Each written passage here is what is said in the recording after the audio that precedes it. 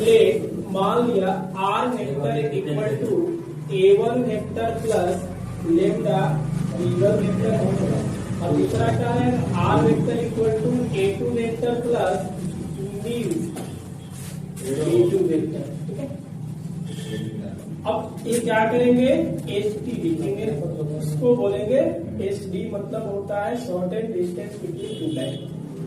A2 minus A1, A2 minus A1 dot B1 cross B2, हाँ B1 cross B2 बटा B1 cross B2 का mode देखेंगे, और total क्या होता है मोड एक कंडीशन।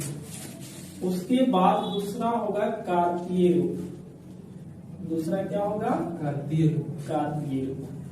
लेट दो लाइन लिखेंगे मतलब L1 x माइनस x1 बट्टा A1, y माइनस y1 बट्टा B1, z माइनस z1 बट्टा C1 हो जाएगा। L2 जो लाइन रहेगा x माइनस x2 A2 होगा, y माइनस y2 बट्टा B2 हो जाएगा, z माइनस z2 बट्टा क्या होगा C2। इस टाइप के लाइन दिया रहेगा तो हम क्या करेंगे, तो पहला हमें लिखेंगे,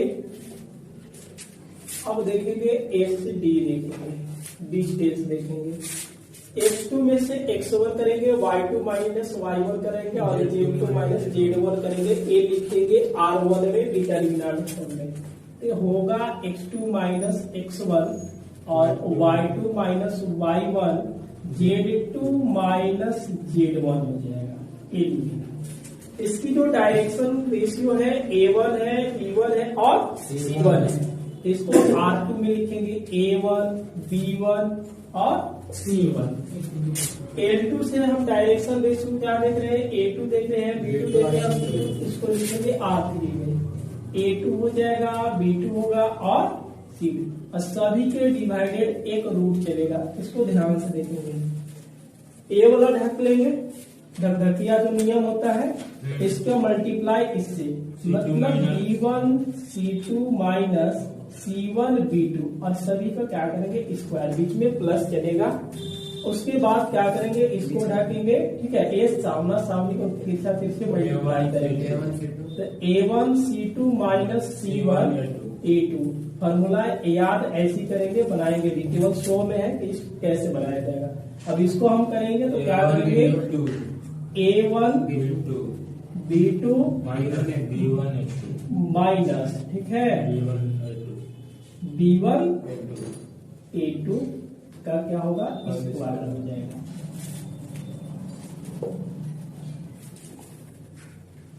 इसमें आ रहा है ये, बस खोलना है, ये कंडीशन हो गया। ठीक है, एक और होता है, देखो हम ये यहाँ लिखेंगे, दूसरा डिस्टेंस निकालेंगे, shortage distance between parallel line. देखो दो रेखाओं, मतलब दो यहाँ रहेगा कि समांतर रेखाओं के बीच की दूरी क्या होगा, है ना। तो इसमें आगे हम लोग चलेंगे तो देखेंगे दो ही लाइन रहेगा, इसमें केवल वेक्टर का कंडीशन होता है, हम लोग वेक्टर का ही कंडीशन देख लेंगे, है ना। मान लो कि let A R vector equal to एक लाइन A1 है और यहाँ पे लेमडा B1 वेक्टर है, मतलब B मान लो, ठीक है। और दूसरा आर वेक्टर इक्वल टू क्या है A2 हो जाएगा और प्लस म्यू क्या हो जाएगा B। ये दोनों क्या है इक्वल रहेगा, तो इसको हम बोल देंगे कि ये लाइन कैसा है समांतर है। तो इसको अगर हम डिस्टेंस निकालेंगे तो ए होता है A2 माइनस A1 हो जाएगा ना। यहाँ से डॉट न करा करके हम लोग B वाला वेक्टर को क्या करेंगे क्रॉस करा देंगे, बटा मोड ऑफ क्या हो जाएंगे B वेक्टर हो जाएगा, मोड ऑफ सभी का मोड, क्योंकि डिस्टेंस हमेशा क्या होता है धनात्मक में होगा, अगर ऋणात्मक आएगा फिर भी क्या हम लोग देखेंगे धनात्मक लिखेंगे। तो एक नोट लिखेंगे कि SD क्या होगा ऑलवेज पॉजिटिव होता है, हमेशा क्या होता है, धनात्मक होगा। इसको नोट करो।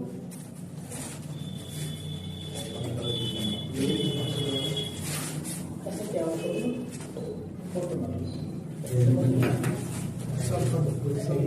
ये कोई कर लो, ग्रुप में डाल देंगे। हाँ किसमें डाल जूम करो,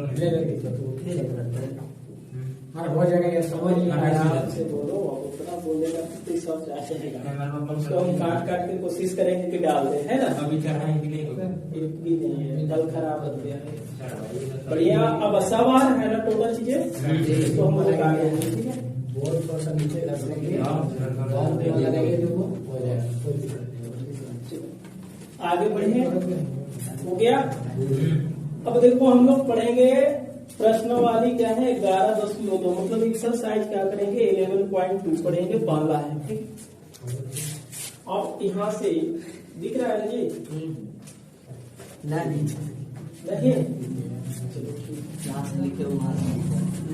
मिटा दें उसको,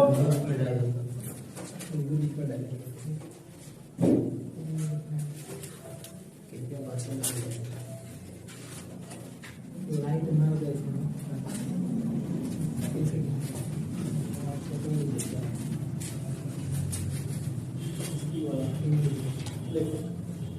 अब चलेंगे 11.2, ठीक है। पहला क्या, देखो यहाँ पे क्या है कि 3 लाइन है, बोलता है कि so that the 3 lines with direction cosine, 3 रेखा के डायरेक्शन कोसाइन दिया है, ठीक है। हम लोग यहाँ से लेट मान लेंगे, ठीक है। लेट मानेंगे कि डायरेक्शन कोसाइन, ठीक है, ऑफ L1, मतलब बड़ा सा ये है। तो यहाँ से दिया है कि L1 बराबर 12/13 है, M1 बराबर हो जाएगा -3 बट्टा कितना आ जाएगा 13 आ जाएगा, और N1 बराबर होगा -4 बट्टा क्या है 13। अब देखो यहाँ से डायरेक्शन कोसाइन, तो डायरेक्शन कोसाइन अब क्या कर लेते हैं, मान लो कि दूसरी लाइन का डायरेक्शन कोसाइन क्या हो जाएगा L2 हो जाएगा, L2 होगा 4 बट्टा क्या है 13 है। अच्छा M2 इक्वल टू क्या है 12/13 है, और N2 इक्वल टू क्या है 4 बट्टा कितना है 3 बट्टा कितना है 13। 2 ही बनाएंगे, तीसरा बनाएंगे। अगर एक बोलता है कि 3 लाइन है और 3 लाइन आपस में क्या है परपेंडिकुलर है। परपेंडिकुलर कहने के मतलब देखो L1 लाइन है, L2 है और L3 है, तो A परपेंडिकुलर होगा तो L1 परपेंडिकुलर L2 लिखेंगे, L1 परपेंडिकुलर L3 लिखेंगे, और L2 परपेंडिकुलर क्या लिखेंगे हम लोग L3 लिखेंगे। हम क्या करते हैं L1 और L2 के बात किए हैं, आप लोग क्या कीजिएगा कि L2 और L3 के बात कीजिएगा इसी टाइप से, और उसके बाद L1 और L3 के बात कीजिएगा, हमेशा क्या हो जाएंगे परपेंडिकुलर हो जाएंगे। तो एक देखो 4 हम क्या करते हैं लिखेंगे यहाँ पे 4 क्या करेंगे परपेंडिकुलर के लिए L1 L2 plus M1 M2 plus N1 N2 equal to क्या होता है 0 होता है। LHS कंडीशन लिखेंगे तो LHS में क्या है L1 है L2 plus M1 M2 plus N1 N2 है, that is equal to L1 का वैल्यू क्या है जी 12/13 है, L2 कितना है 4/13 है, बीच में प्लस है, माइनस क्या है इंटू M2 कितना है 12/13 है, प्लस क्या है -4/13 और 3 बट्टा क्या है 13। इसको मल्टीप्लाई करेंगे तो कितना हो जाएगा 48 बट्टा कितना हो जाएगा 169, माइनस कितना हो जाएगा -12/169। इसको एलसीएम लेंगे तो 169 आएगा, तो 48 - 36 है, और ये -12 मतलब -36 - 12 इक्वल टू -48 ए हो जाएगा 48 माइनस हो जाएगा 36 -12/100 क्या हो जाएगा 69, और घटाएंगे तो 0/100 क्या हो जाएगा 69, दैट इज इक्वल टू 0। और 0 आ गया, कौन सा आ गया, RHS आ गया, यानी कि क्या मिला, RHS आ गया। तो हम लिखेंगे देयरफॉर कि L1 इज क्या है, परपेंडिकुलर टू L2। अब इसी प्रकार से हम क्या देखेंगे, L2 L3 के साथ और L2 L3 के साथ, L1 भी L3 के साथ। यहाँ से क्या लिखेंगे, सिमिलर लिखेंगे। L1 परपेंडिकुलर क्या करेंगे, L3 एंड L2 परपेंडिकुलर क्या करेंगे, L3 करेंगे। ये हो जाएगा आपका, ठीक है।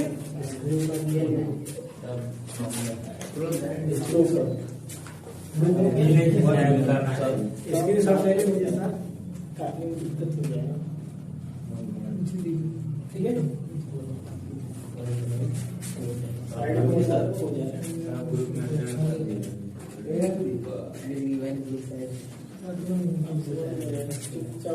ठीक है, सही जाएगा तो इसको डाउनलोडिंग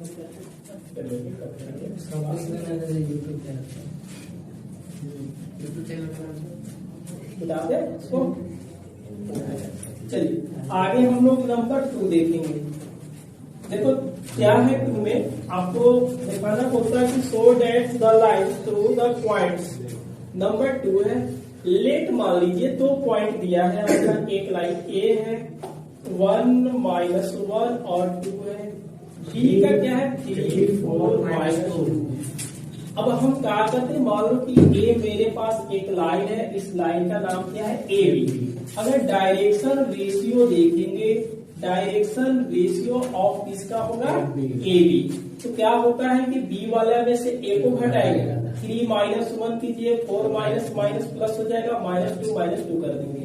तो यानी कि 3 -1 का 4 + 1 और क्या हो जाएगा, -2 हो जाएगा।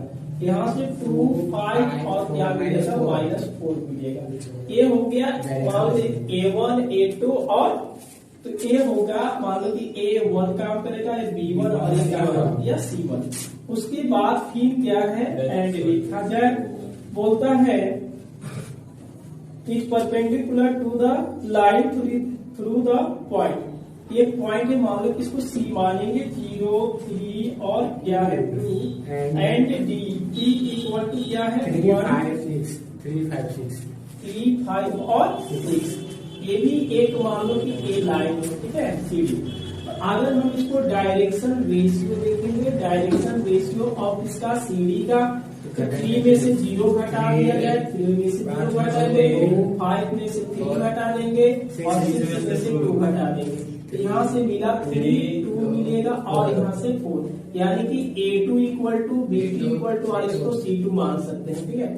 अब क्या है कि दोनों आपस में जो लाइन है वो लंब है। लंब होने के कंडीशन में होता है कि A1 A2 plus B1 B2 और plus C1 C2 equal to 0 होना चाहिए। यानी कि A1 A2 और प्लस हो जाएगा B1 B2 और plus C1 C2 equal to 0 आ जाना चाहिए। A1 का वैल्यू कितना है, तो 2 है, A1 का वैल्यू 2 into क्या करेंगे 3, बीच में क्या होगा प्लस 5 into यहाँ से क्या लिखेंगे 2 लिखेंगे, बीच में प्लस है -4 into और यहाँ से क्या है 4 है, यानी कि 6 प्लस कितना हो जाएगा 10 माइनस कितना होगा 16। 16 - 16 इक्वल टू क्या हो जाएगा 0 हो जाएगा। तो लिखेंगे देयरफॉर क्या होगा, AB इज परपेंडिकुलर, क्या लिखेंगे देयरफॉर AB परपेंडिकुलर क्या करेंगे CD। AB क्या हो जाएंगे 4। नंबर उसके बाद 3 है। 3 क्या है, इसी टाइप का है 3। अब तो 3 में बोला है कि एक लाइन है, उस लाइन का पॉइंट 4 7 8 है, दूसरा 2 3 4 है और दूसरा लाइन है माइनस, दूसरे लाइन का जो पॉइंट है -1 -2। देखो लेट मान लीजिए एक लाइन है, उस लाइन का जो पॉइंट है A इक्वल टू कितना हो जाएगा 4 7 8 हो जाएगा। उसके बाद B इक्वल टू हमने B लिखेंगे 2 3 और 4 हो जाएगा। अगर इसको हम डायरेक्शन क्या लिखेंगे रेशियो लिखेंगे, तो सीधा A1 भी लिख सकते हैं, तो 2 में से कितना करेंगे, माइनस कर देंगे, -2 हो जाएगा। अगर हम B1 की बात करेंगे तो 3 माइनस 7 इक्वल टू -4 आ जाएगा। और यहाँ पे C1 को बात करेंगे तो 4 माइनस 8 इक्वल टू -4 आ जाएगा। ठीक है, इसी तरह से हम क्या कर लेते हैं आगे, सी पॉइंट जो है -1 -2 और 1 है, और डी का जो पॉइंट होगा, डी का पॉइंट कितना होगा, 1 2 1। इसकी हम डायरेक्शन रेशियो देखा जाए, डायरेक्शन A2, मतलब क्या करते हैं कि 1 में से 1 हटाएंगे तो ये प्लस इक्वल टू 2 मिलेगा। अच्छा, B2 इक्वल टू क्या होगा, 2 प्लस 2 इक्वल टू 4 मिलेगा, और C2 equal to 5 minus 1 equal to क्या मिलेगा, 4। देखिए होता क्या है, अब यहाँ लिखेंगे, नाउ लिखा जाए तो A1 A2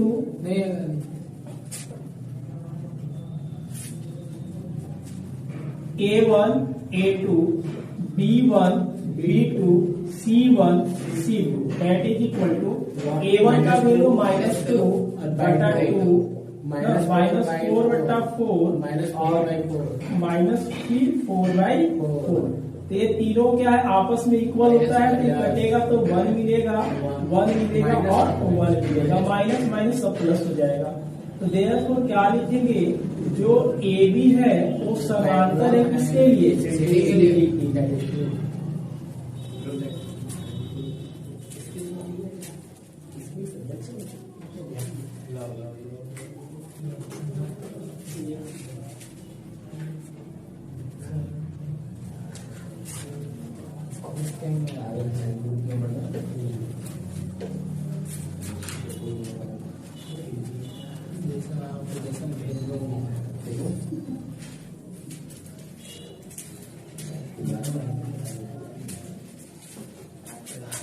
नंबर 4 है, नंबर 4 है, आप लिखिएगा गिवन दैट। देखिए पॉइंट कितना दिया है जी, 1 2 3। अगर इसको लेट मानते हैं कि ए वेक्टर इक्वल टू ए आई हो जाएगा, 2 जे कैप और 3 के कैप हो जाएगा, वेक्टर हो जाएगा। एक देखो उसके जब समांतर एक वेक्टर दिया है, उसका नाम है B vector. B vector equal to क्या है, 3 और -2। अब देखो हम लोग क्या करेंगे, एक फॉर्मूला हम जानते हैं, we know that the vector equation of the line. ठीक है, तो हम लोग देखेंगे कि vector equation of the line क्या होता है, R vector equal to A vector और प्लस में लेना B vector. R equal to A vector equal to क्या है, आई कैप है, 2 जे कैप 3 के कैप है, प्लस लेमडा हो जाएगा। बी इक्वल टू क्या है, 3 आई कैप प्लस क्या होगा, 2 जे और -2 के कैप हो जाएगा। उसके बाद नंबर क्या है, 5 है।